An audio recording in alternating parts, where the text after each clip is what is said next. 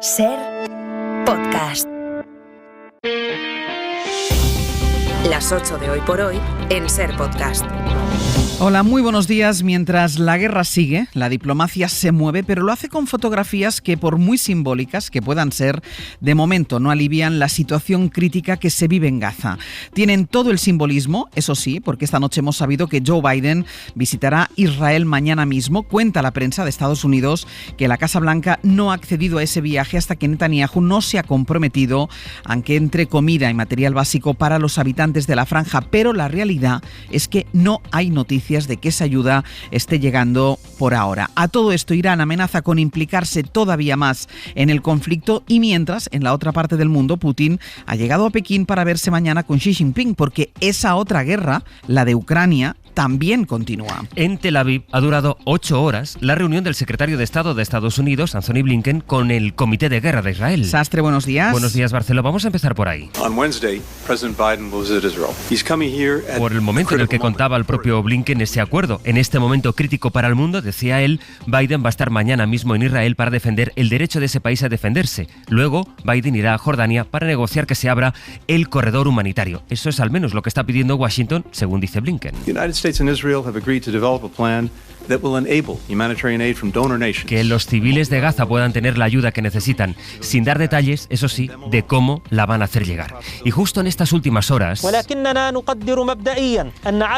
escuchado a un portavoz de Hamás que aseguraba que tienen entre 200 y 250 rehenes. Dice que solo los van a liberar a cambio de que Israel libere a su vez a los 6.000 presos palestinos que tiene. Pues con todas estas coordenadas vamos de nuevo a Jerusalén. Enviado especial Pablo Morán, buenos días. Buenos días, Ángeles. Para situarse, han cambiado, Pablo, algo las cosas esta mañana. Los que nos contabas a las 7 es que han seguido los bombardeos sobre Gaza. Sí, siguen los bombardeos incluso en la zona sur de la franja, en la región a la que, como sabéis, se han desplazado cientos de miles de gazatíes para huir de la ofensiva terrestre que prepara Israel. Las bombas han caído en las últimas horas en la localidad de Yan Yunis y también en el paso de Rafah, donde siguen llegando palestinos con doble nacionalidad con la esperanza de que se abra ese paso fronterizo hacia Egipto y poder abandonar la franja. La agencia de noticias palestina eleva a más de 70 el número de muertos solo en los bombardeos de esta noche. También ha habido respuesta hacia Israel en las últimas horas, con el lanzamiento de más proyectiles que activaron este lunes las alarmas incluso en Jerusalén, obligando a suspender la sesión en el Parlamento Nacional. El ejército del país ha confirmado esta mañana que ya hay 500.000 de desplazados dentro de Israel, procedentes de las comunidades limítrofes con Gaza y también con la frontera de Líbano. Y todo con un balance de víctimas que no deja de crecer. Ya hay más de 1.000 niños y niñas que han perdido la vida en lo que llevamos de guerra, lo que nos da una media de un menor muerto cada 15 minutos. Israel también reivindica la caída de más líderes de Hamás, el último, uno de los responsables de su aparato político. Estos días, Pablo, estás buscando testimonios sobre el terreno y en las últimas horas has hablado con el líder de una de las comunidades árabes que viven dentro de Israel. ¿Ellos cómo lo están viviendo? Pues en el olvido más absoluto, Ángeles, porque son ciudadanos de segunda dentro de Israel y ahora también son víctimas de segunda, porque ellos también tienen muertos y también tienen desaparecidos. Por eso temen también las consecuencias de esa anunciada ofensiva terrestre israelí. Hassan es el líder de una de esas comunidades al sur de Israel. Nosotros no tenemos influencia en esa gente.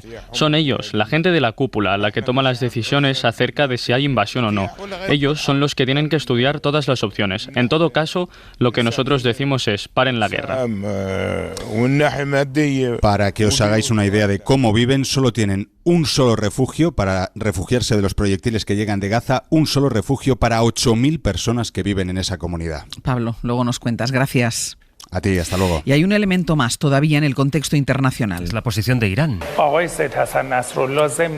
Dijo anoche en televisión el ministro de Exteriores de ese país que la solución política se está acabando. Y no descarto que las milicias que están aliadas con Teherán emprendan lo que llamó una acción preventiva. Lo decíamos al empezar, Bayo, se están produciendo movimientos en todas partes, desde Washington a Pekín, pasando por Teherán. Sí, esa advertencia del jefe de la diplomacia iraní inquieta y mucho a Netanyahu y a sus socios occidentales que tratan a toda costa de evitar la apertura de un segundo frente para Israel en la frontera norte con Líbano, donde el ejército israelí asegura haber abatido esta madrugada a 4 milicianos que trataban de colocar explosivos en la verja fronteriza. El secretario de Estado estadounidense Anthony Blinken decía tras su reunión con Netanyahu que Biden va a subrayar mañana miércoles en Israel el mensaje cristalino contra cualquier ataque a Israel, ya sea por parte de actores estatales y no estatales. En el plano diplomático, la visita de Biden, eso sí, va a estar condicionada a la apertura por parte de Israel de corredores humanitarios en Gaza, donde la situación se vuelve desesperada. En Nueva York, ayer Rusia promovió una resolución que exigía un alto el fuego inmediato en Gaza, una resolución que fracasó porque, según el embajador ruso, las potencias occidentales del Consejo de Seguridad no quieren votar a favor de ninguna resolución que venga de parte de Rusia, a pesar de que esa resolución sí tuvo el voto favorable de China, cuyo presidente va a recibir hoy a Vladimir Putin en Pekín, mientras en la Unión Europea los líderes de los 27 tratarán en una reunión de urgencia de armonizar posturas tras la polémica visita de von der Leyen a Israel este pasado fin de semana. De hecho, no fue hasta ayer, después de esas críticas de buena parte de la Unión, cuando salió la propia presidenta de la Comisión a pedir ahora a Israel que dé una respuesta jamás en línea con la ley humanitaria internacional. Israel has the right to defend itself in line with humanitarian and international law. En línea con la ley es justo lo que no dijo la semana pasada cuando fue a Israel a mostrar solo su apoyo a Netanyahu. Aquí en España la polémica se explica en comunicados. Primero, el que envió la embajada de Israel, que acusó a algunos ministros, no dio nombres, de estar haciendo declaraciones inmorales y vergonzosas que ponen en peligro la seguridad de los judíos, dice, que viven en nuestro país. Guillermo Lerma, buenos días. Buenos días, Ángels. Y Exteriores mandó ya de noche su respuesta en otro comunicado acusando a Israel de lanzar falsedades contra el gobierno. Falsedades e insinuaciones infundadas e inaceptables, así califica el gobierno las acusaciones hechas por la Embajada de Israel. En el comunicado, Exteriores enmarca las declaraciones de los ministros sobre el conflicto en el derecho a expresar su opinión como representantes de un partido político, pero recuerda cuál es la postura del Ejecutivo en su conjunto. Condena de los ataques terroristas cometidos por Hamás, llamamiento a la liberación de los rehenes y reconocimiento a la legítima defensa de Israel, siempre dentro de los límites que marca el derecho internacional. El Ejecutivo pide de nuevo proteger a la población civil y mantener los suministros básicos de Gaza. Ni el comunicado de Exteriores ni el de la Embajada hace referencia expresa a ningún miembro concreto del gobierno, aunque quien de manera más contundente ha criticado la reacción de Israel ha sido la titular de Derechos Sociales, Yone Belarra. Pedir el fin de este genocidio planificado por parte del Estado de Israel. Nosotras pensamos que Netanyahu tiene que rendir cuentas. Nosotros pedimos que el gobierno de España se tome en serio su postura y llevemos a Netanyahu ante la Corte Penal Internacional por crímenes de guerra. Belarra, que en sus redes sociales defendía que denunciar el genocidio no es alinearse con Hamás, el silencio, escribía, es complicidad con el terror. Hasta luego, Guille. Hasta luego. Y el otro gran asunto que tiene en vilo a Europa desde anoche es el asesinato de 2 aficionados suecos mientras iban al partido que su selección jugaba con la belga. Un hombre bajó de una moto, les disparó y huyó. La policía sigue buscándolo, pero sin resultados de momento, según ha dicho el primer ministro, a eso de las 5 de la madrugada. El partido de fútbol se suspendió en la media parte y más de 35.000 aficionados quedaron retenidos casi 2 horas en el estadio hasta que pudieron salir. Vamos en directo a Bruselas. Beatriz Ríos, cuéntanos, buenos días. Buenos días, Sánchez. Pues tenemos una última hora. La radiotelevisión belga publica que un hombre, probablemente el sospechoso, ha sido herido y detenido por la policía. Esto es lo último que sabemos. Recordar los hechos. Ayer, en torno a las 7 de la tarde, un hombre identificado ahora como ciudadano tunecino que residía en Bélgica de manera ilegal disparó y asesinó a 2 ciudadanos suecos cuando se dirigían previsiblemente a ese partido entre Bélgica y Suecia en el estadio Rey Balduino, e hirió a una tercera persona que está grave pero cuya vida no corre peligro.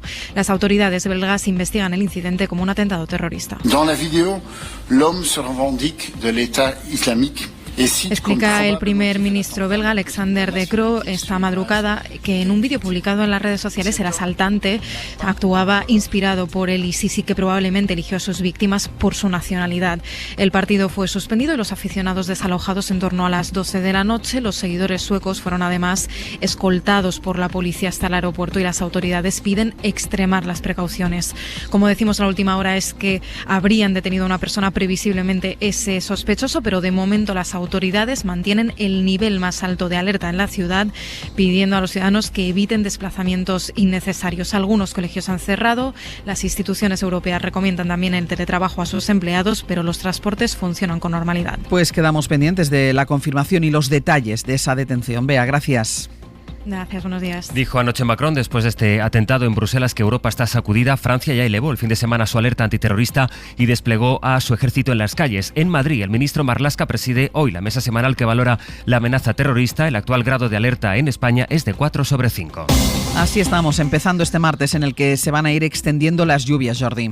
Sobre todo durante la tarde en Galicia, Castilla y León, Extremadura, también la parte más occidental de Castilla-La Mancha y Andalucía, y ya avanzada la tarde, sobre todo la próxima madrugada en la Comunidad de Madrid. Recomendaríamos el paraguas, pero otro factor hace que no lo hagamos. El viento va a soplar en estas comunidades con mucha intensidad, y atención también en la vertiente sur de la cordillera Cantábrica y el sistema central. Aquí en todo el episodio se pueden alcanzar cantidades de hasta 100 litros por metro cuadrado, más sol en el Mediterráneo y en Canarias, con temperaturas en general un poco más altas que ayer. Y a todo esto la investidura, para cuyo debate en el Congreso, por cierto, la presidenta de la Cámara todavía no ha puesto fecha. Pues se va a reunir Pedro Sánchez con la comisión negociadora del PSOE, que está buscando apoyos para esa votación después de que se hayan visto ya con los portavoces del resto de los grupos. Ayer en Barcelona, el presidente Pere Aragonès anunció que va a convocar a los partidos catalanes para abordar una propuesta de referéndum, pero es relevante cuándo los va a reunir. La reunión la deja para después de la investidura. Un referéndum en Cataluña sobre la independencia de Cataluña no solo es posible, sino que también es viable, es legal y puede ser una solución compartida para resolver el conflicto político con el Estado. A los partidos nacionalistas, precisamente, dirigió ayer Feijóo un mensaje de una contundencia sorprendente para quien en su propia investidura planteó incluso la posibilidad de negociar con Junts. Dice el líder del PP que esos partidos llevan a la balcanización de España. Luego intentó matizarlo, Mariela Rubio. Buenos días. Feijóo comenzaba la jornada de ayer endureciendo el tono contra los socios nacionalistas de Sánchez, diciendo que quieren llevar a España a una situación similar a la de los Balcanes. España organizó su diversidad alejándose tanto del centralismo como de unos nacionalismos que nos llevan hacia la Edad Media o hacia un horizonte similar al de los Balcanes. El portavoz del PP, Borja Semper, justificaba así después las declaraciones de su líder, aunque evitaba cualquier mención a los Balcanes. Todos los nacionalismos ondeen la bandera que ondeen. Lo que alegan y lo que defienden es la pureza y combaten la complejidad de nuestras sociedades. Y yo creo que es ahí en lo que se manifiesta el presidente Feijóo. Al final del día, Feijóo se veía obligado a aclarar lo dicho por la mañana, asegurando que en ningún caso se refería al riesgo de un conflicto. El hecho de que se balcanice la política, que se rompa la unidad de un país y que nos convirtamos en reinos de taifas es lo que he dicho y lo que he pretendido decir. Decir que me refería a un conflicto es retorcer mis palabras, aseguraba el líder del PP. También en Génova preguntaron a Borja Semper si felicitaba al partido, a su compañero en Europa, Donald Tusk, que podrá gobernar en Polonia aunque no haya ganado las elecciones. El PP felicita a Tusk, que fue presidente de hecho del Partido Popular Europeo, y le preguntaron entonces a Semper por qué celebran que Tusk pueda gobernar en coalición en Polonia, aunque no haya sido el más votado, mientras en España defienden que es el más votado el que tiene derecho a gobernar. Lo que sí le puedo asegurar es que nosotros estamos contentos de que Donald Tusk va a poder conformar, previsiblemente, un gobierno, porque va a ser un gobierno que quiere fortalecer la Constitución, a diferencia de lo que sucede en España, que quienes están intentando conformar un gobierno están en contra de la Constitución. Con lo cual las diferencias son abismales y por eso nos sentimos muy contentos. Hoy se practicará en Sevilla la autopsia del joven Álvaro Prieto, cuyo cuerpo apareció ayer entre dos vagones de un tren de media distancia, un tren que no prestaba servicio desde hace semanas, según confirmó Renfe. La principal hipótesis es que murió electrocutado. Radio Sevilla, Elena Carazo, buenos días. Buenos días. Sí, será la autopsia del cadáver que se va a realizar esta mañana en el Instituto de Medicina Legal de Sevilla, la que determine si Álvaro Prieto, el joven cordobés de 18 años que estaba desaparecido desde el jueves, murió electrocutado al intentar subirse a unos vagones del tren que estaba parado desde agosto en la estación de Santa Justa. Esta es la principal hipótesis de la investigación por los signos que presenta el cuerpo, que fue encontrado ayer por casualidad cuando un equipo de televisión española hacía un directo desde la zona en la que el joven fue visto por última vez.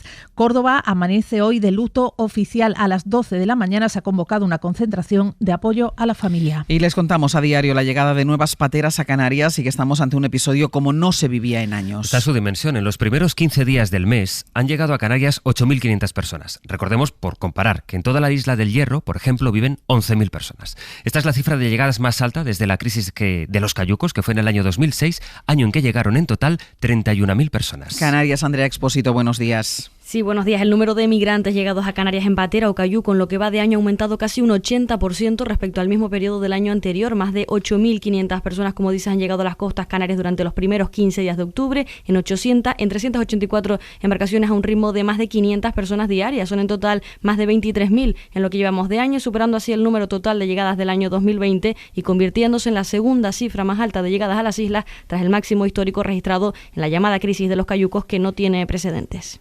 Y además la subida de precios ha impactado en nuestros hábitos de consumo. Más de la mitad de los españoles come menos carne y utiliza menos aceite de oliva. Y si hablamos de pescado, hasta el 60% de los consumidores lo ha reducido en su compra. Carlos Sevilla. 6 de cada 10 consumidores compran menos pescado, más de la mitad consumen menos carne y aceite de oliva, el 50% come menos fruta y el 45% ha reducido el consumo de verduras frescas. Además, casi un tercio de los consumidores compran menos leche o yogures. Son los resultados de una encuesta de la OCU que demuestra cómo hemos dejado de comprar algunos productos de primera necesidad por culpa de los altos precios. El estudio también revela que 1 de cada 5 consumidores ha desviado el consumo hacia otros alimentos más baratos. En este sentido, y para no perder calidad en la cesta de la compra, la OCU aconseja buscar alimentos de temporada, verduras congeladas, marcas blancas y productos en oferta por estar a punto de caducar. Y en 10 minutos el abierto, que hoy compartiremos junto a Víctor Lapuente, Cristina de la Hoz y Eduardo Madina. Para no perderte ningún episodio, síguenos en la aplicación o la web de la SER, Podium Podcast o tu plataforma de audio favorita.